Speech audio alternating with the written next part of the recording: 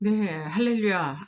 예, 오늘 이제 일상신학 6번째 시간, 믿음에 대한 2번째 이야기로 마무리를 짓고자 합니다. 우리가 지난 시간에 어, 그 믿음에 대해서 처음 공부를 해봤는데, 하나님께서 우리에게 기대하시는 믿음은 완벽하고 대단한 믿음이 아니라는 것을 먼저 알아야겠다는 말씀 드렸고, 하나님은 우리를 알고 계시기 때문에 그냥 믿기에 우리가 너무나 의심이 많은 존재이고, 더디 믿고 빨리 배반하는 그런 너무나 나약한 존재라는 것을 너무나도 잘 알고 계신다라는 사실. 그런 의미에서 이 믿음이라는 것이 과정이 아니라 결과, 그리고 그 결과는 선택에 의해서 결정된다는 것을 우리가 기억해야겠다, 이 말씀을 드렸고요. 하나님이 너무나 크시고 광대하신 분이시기 때문에 우리 인간이 겨자씨만한 믿음일지라도 그게 굉장히 훌륭한 믿음이 될 수 있다는 말씀을 드렸습니다. 이게 바로 신앙의 신비고 역설이다.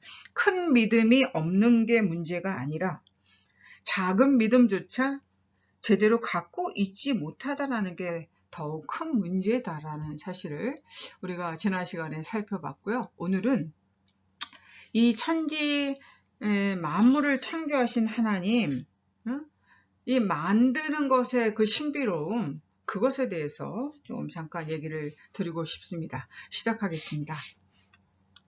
네, 믿음은 적극적이고 능동적인 행위이다. 이 말씀 먼저 드리면서 시작하죠. 만든다라는 것은 어떤 적극적이고 대단히 능동적인 행위이죠. 그래서 누군가가 무엇인가를 만들어낼 때에는 반드시 어떤 목적이나 의도, 그리고 계획이 담겨 있습니다. 이런 시각에서 본다면 이 천지 만물을 바라보는 눈이 달라지게 되죠. 저건 저렇게 우연히 저렇게 생겨났나 보다라고 생각하는 사람과, 아니 저것은 하나님이 만드신 거야, 그래서 거기에는 우리가 비록 다 그 의미를 알 수 없지만 하나님의 어떤 생각이 들어있어 라고 생각하는 사람은 완전히 다른 종류의 사람이고, 따라서 다른 종류의 삶을 살 수밖에 없는 것이죠. 내가 천지를 만드신 이 하나님을 믿는다라고 고백하는 것은 적어도 온 세상 만물에 하나님의 특별하신 의도와 목적과 그리고 계획이 들어있다라는 것을 믿는다라는 뜻이죠. 예. 우리의 몸의 사소한 부분들을 놓고 생각해 봐도 정말 창조신앙이 무엇인지를 우리가 대번에 알 수가 있죠. 눈썹이 왜 인간의 하필 그 자리에 달려 있을까요? 그냥 있는 것 같아도 다 이유가 있죠. 비 오는 날 빗물이 흘러 들어가지 않도록 그렇게 디자인된 겁니다. 그래서 눈썹은 항상 눈 위에 있어야 되죠. 그러고 보면 이 목적이라는 말은 자리라는 말과도 통하는 데가 있는 것 같습니다. 예. 눈꺼풀은 어떻습니까? 지금도 계속 깜빡이고 있는 이유가 뭡니까?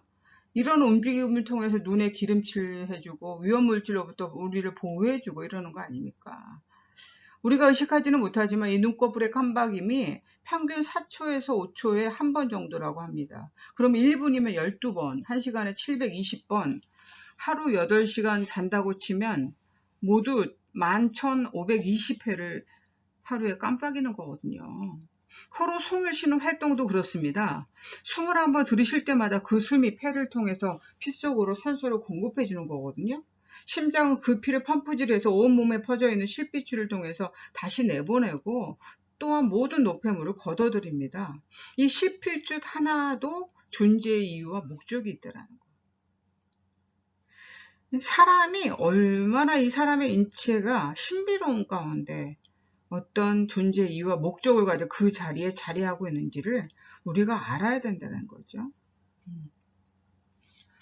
창조신앙의 눈으로 보게 되면 정말 이 세상을 그 눈으로 바라보게 되면 우리 하나님의 계획을 알게 되고, 그 다음에 저절로 믿음이 생겨나게 된다. 이것을 말씀을 드리고 싶습니다. 하나님이 창조주이시고 우리가 피조물이라고 하는 이 고백, 이것이 얼마나 믿음의 근원적인 고백인지, 이 고백을 드리는 사람과 드리지 않는 사람의 삶은 너무나 당연하게도 다른 삶을 살아갈 수밖에 없다라는 거, 이 말씀을 꼭 드리고 싶습니다. 이렇게 창조신앙이 중요하기 때문에 성경의 66권 가운데 맨 앞에 있는 책도 창세기잖아요. 창세기 1장 1절에 태초에 하나님이 천지를 창조하시니라는 이 말로 시작하죠. 네, 이 창조신앙의 고백, 천지를 믿는 하나님을 믿는 것이 바로 신앙의 출발이 된다라고 하는 거, 신앙의 처음이 된다라는 거.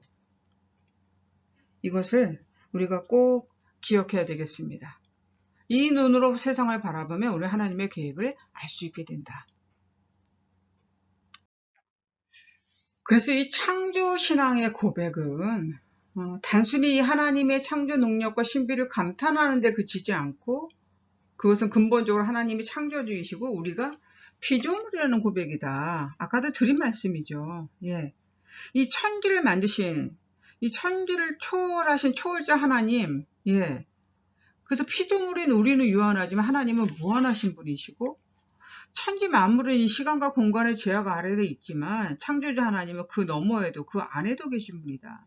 그래서 그리스도인들은 이 창조신앙을 통해서 우리가 흙과 같은 존재이고 하나님은 그런 우리를 빚어서 꼴을 만드시고 무늬를 새기시는 위대한 도공임을 고백하는 것입니다. 하나님이 지으신 이 우주 얼마나 광대합니까? 과학자들은 이 우주의 생성 과정을 빅뱅 이론으로 설명합니다. 애초에 태초에 폭발이 있었다라는 것이죠. 그런데 지금도 그 우주가 빛의 속도로 팽창하고 있다고 합니다.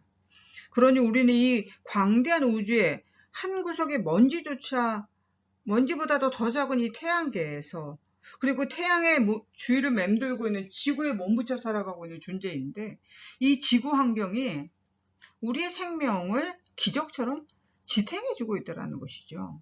그래서 이 창조신앙을 고백하다 보면 우리가 저절로 겸허해지게 된다. 피조물이 어떻게 창조주의 뜻을 헤아릴 수가 있고 유한한 인간이 어찌 무한하신 하나님을 언어에 담아서 표현할 수가 있겠습니까?